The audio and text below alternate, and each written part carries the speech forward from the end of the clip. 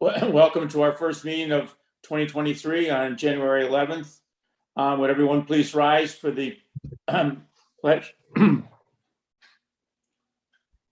Pledge allegiance to the flag of the United States of America and to the republic for which it stands, one nation, under God, indivisible, with liberty and justice for all. Thank you. Before I begin, I wish Dennis a speedy recovery, and I know he has all our prayers. I hope he's doing better. Steve, would you please take the roll call? Sure. Chairman John Curry. Here. Vicki Gannon. Here. Nancy Garbino. Here. Dennis McNamara. Absent. Jack Mattis. Here. Bruce Prince. Absent. Chris Saberto. Here. Thank you.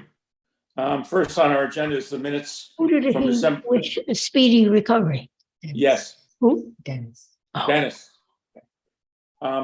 First on our agenda is the draft minutes from December 14th, 2022.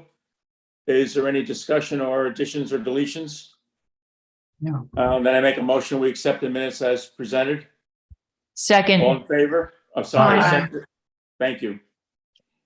And second on our agenda is the extension request from Granite Point. It's for the final subdivision approval, steep slopes, tree preservation, stormwater management, and erosion sediment control permits. And it's a re-grant of the property located at 118-202. This is a request for the 22nd 90-day time extension. Is there any board discussion? Can I comment that we're in receipt of a letter? Yeah, I mean, it's immaterial. This is a project that's already been passed and approved. I don't see the relevance of the letter, but absolutely sure you can. We received a letter from Julie. Well, Wheeler. I agree with you, but we received the letter. It was very lengthy. And should the letter be forwarded to our attorney? Sure, why not? I would like to comment that the letter left out a seminal fact, and that was the city of New York refused to purchase the property. They were not interested. That's correct. Take that off. Any other discussion? I'll make a motion that we accept this request for the 22nd 90-day time extension. And Second. for the record, let me just give you the dates. It's from October 20th, 22 up to and including April 23rd, 2023. Chairman, it would be from January 23rd, Yes, 2023 I'm sorry. to April 23rd. That's a typo. That's correct. I'm sorry. That's a typo. I apologize. So that motion is for the date as the corrected date. Second. All in favor? Aye. Thank you. Our first project for the project review is the Panny proposed 2-lot subdivision at 19 Olive Drive.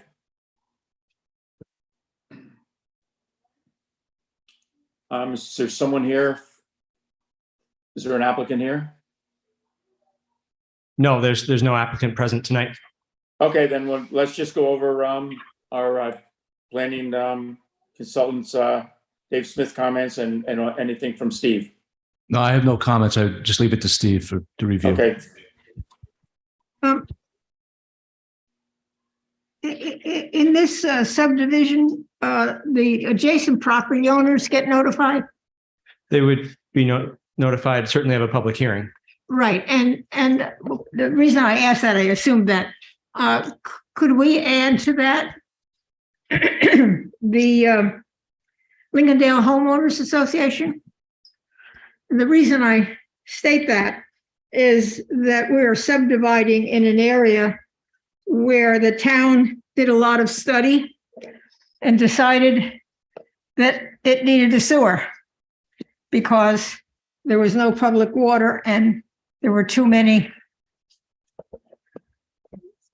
because it exceeded the EPA recommendation for the number of wells and septic fields per acre, far exceeded it. And so they spent the money and did the study, the scientific study. for that sewer district. It was voted down by the community, but as part of that voting it down, many of them said that they were interested in protecting their community. And so I think it's in order that we notify them that somebody wants to put in another well and another septic field. Is that a single entity? The Lincolndale The Homeowners Lincolndale Association? Homeowners Association, yeah, it's a single entity. Okay. I mean, I would have no objection to, as long as it's a single entity that is provided notice, and then they would distribute the information on the public hearing to their members. Does this property even border Lake Lincolndale's? I just, It's in Lake Lincolndale. oh, it is in there. It's in Lake Lincolndale, yeah. It's R10. So when the public hearing, But is, when a public hearing gets notified, the people who live there are gonna get notified only when there's a public hearing though. Yes. But if the HOA doesn't own a property within the notice radius. right, which is why I think we're setting a precedent now. The to start HOA notifying- owns nothing, correct? No, they do own property. They do. So then they will be a property owner and they will get notice if they're within the. If they're within the They should Right. get it as a property owner, as if they have, if it's like a condominium where there's common areas, they would get notice. I don't understand why they would. Yeah, sure. I mean, shouldn't it be understood that it's bordering property, right? Not the entire neighborhood? Because I'm looking at a homeowners association representing the entire neighborhood of Lake Lincolndale. I don't think that's what you're talking about, is it? The people who live in that area will be getting the notice pursuant to the statute. Right. Right, So. On either one of side. The homeowners association, if they were one of the neighbors within the distance, will get the notice. I don't know that. yeah, but I don't know that they did. My concern is because it was such an uproar having the sewer district and then having it voted down and them speaking that they would take care and that they knew how to take care of their community and keep it safe and what have you. I don't remember the exact words, but there was an interest in maintaining the safety, the health, wealth and safety and Nancy, I am. without aware having a of sewer district. Cases or law that says that there's too much notice. I don't, it's usually, the only issue is if there's not enough. So if that's the feelings of the board that they want to do that, I don't think it would be a problem. I don't think, I Object don't, to that personally. I don't think there is. Setting a homeowners- precedent that's not required legally. If the HOA owns property that borders on this plot, based on the way that the regulation is read, then they will get notified. I think for us to extend that beyond that, if the resident that borders this wants to take it upon themselves to notify the HOA, then by all means, they can do that. And then the HOA now can write a letter and a point on how they feel about this project. But I think for us to go now and extend outside of what's You required. made a good point. I agree with you. Even though I came up with the idea, you're right. You're absolutely right. Thank you, Nancy. Yes. It wasn't, yeah. Thank you. I think actually it might be. I withdraw my don't- request. I withdraw don't- my request. I don't think there is an HOA there. So I think it's a moot point. I'm pretty sure there's not an HOA there. It's an association, right? Lake It's an Lincolndale Association. All right. Well, I don't know. Yeah, I guess it's a HOA. I mean, you Yeah. don't call it an HOA. HOA in the deed. Well, anyway, it's moot because I withdraw my request. Thank you. Yeah, thank you, Nancy. Thank you. Steve, do you have any other comments? I do. Yep. From an engineering perspective. And again, I guess for the record, this is a 2-lot subdivision. One half of the lot has a home that's been rebuilt. And there's now the second half of the lot that meets the zoning code to be subdivided, and they're pursuing that subdivision. And I think this may be applicant's representative here that just joined us. So I'll move over. we we reviewed the application for conformance with engineering criteria. The applicant has done some septic percolation tests. They've done some stormwater tests. We do have some comments on the stormwater pollution prevention plan. And Jack, I'd like to schedule a time to sit down with you and one of my other engineers just to go through some of their comments in a bit more detail, so that we can go through that one-on-one rather than in this forum. So we do have some questions on some of the sizing of the units that I think we can address with the applicant's engineer.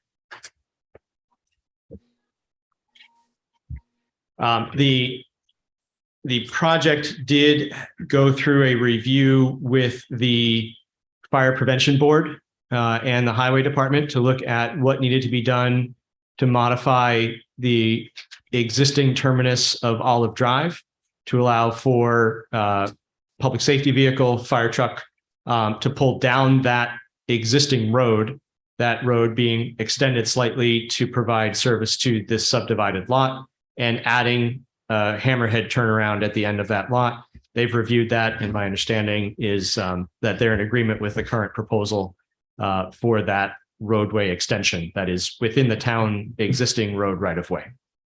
There is new stormwater infrastructure that will address the existing roadway that drains down the hill towards this lot and the new additional impervious surface, as well as stormwater infrastructure addressing the new impervious surface, the driveway and the house that's proposed for the subdivided lot. So we have a few questions about stormwater sizing. We want to make sure that it's adequately sized to handle the water, the additional volume of stormwater and mitigate that to existing conditions, as well as water treatment as required, water quality treatment as required. But the applicant has provided essentially a compliant plan with respect to septic system setbacks, wells. All of that needs health department approval, which the applicant has to obtain. But from the rest of the engineering perspective, we do have a few things to clean up on the stormwater.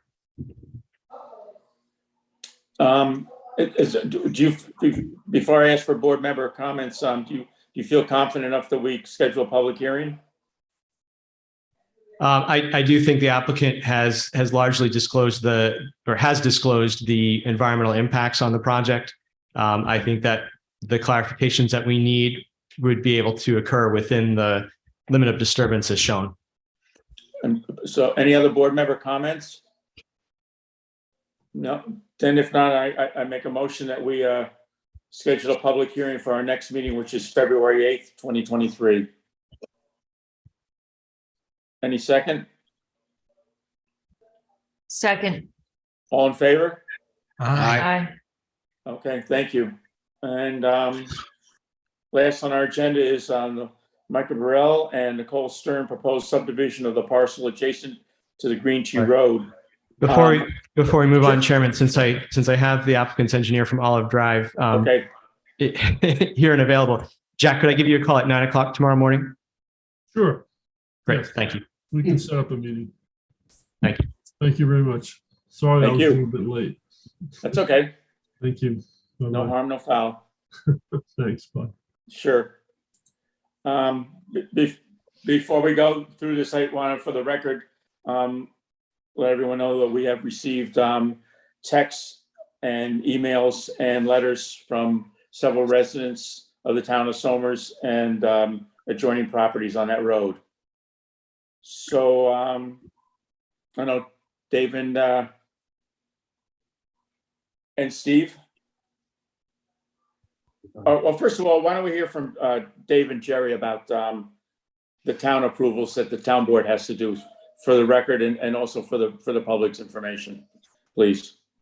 Okay, thank you, Mr. Chairman. So just to reiterate, there were a number of emails and other correspondence that were submitted to the planning office. We tried to, I think we responded to each and every one to let the public know that we have their correspondence. We pass that along to your board and to the town board because it's important to note for the public that there is more than just the planning board's involvement here. I will briefly go over the kind of the process, and I'll let Jerry clean up any of the details that I may have overlooked. But essentially, this is a somewhat unique application in that it involves New York State Town Law, section or Article 280A, where a property does not front on a town road or right of way. And so procedurally, the applicant needs to submit their materials to the planning board. The planning board does an environmental review under the State Environmental Quality Review Act. And you need to either at some point make a determination of significance. A negative declaration would mean that all the impacts that have been identified have been mitigated to the maximum extent practicable, or that there are significant adverse impacts, in which case a draft environmental impact statement would need to be prepared, and additional studies would need to be conducted as part of that process. The planning board is in the process right now of gathering the information that it needs in order to make that environmental determination. Mr. Robbins and his firm have submitted review memos. Our office has submitted review memos to the applicant requesting additional information. The board and the public should know that there have been other involved agencies, New York State DOT, New York City Department of Environmental Protection, and Westchester County, which have all submitted comments which need to be responded to. So at the point where the planning board makes your environmental determination, at that point, the process then moves to the town board. And the town board then needs to go through and evaluate what's called open development areas in that permit process under New York State law. And they need to either say it's acceptable and allow for the development to move forward, or they may have some other opinion, at which point it comes back to your board. And then you would begin the process of scheduling a public hearing for a subdivision in the event that the town board agrees that the lots could be subdivided. So I think that's procedurally, we haven't gotten to the point yet where you can make an environmental determination. And again, there's another process where the town board's involved, and then it comes back to you for subdivision. So Jerry, if That's great. I don't think I have anything to add to that. This board has a job to do, and then it's not finished. It doesn't stay with the planning board. It goes to the town board. And then I think what Mr. Smith is saying is that if the town board gets you must make a recommendation. You have to advise. The law says you must advise the town board. The town board can say no or yes. If they say no, it does not come back to the planning board, the way I understand the law. If they agree that 280A subdivision 4 is appropriate for this particular property, then it comes back to the planning board to complete your the processes that you usually do for a subdivision. Dave, is that? Yes. That's my understanding. So there's time.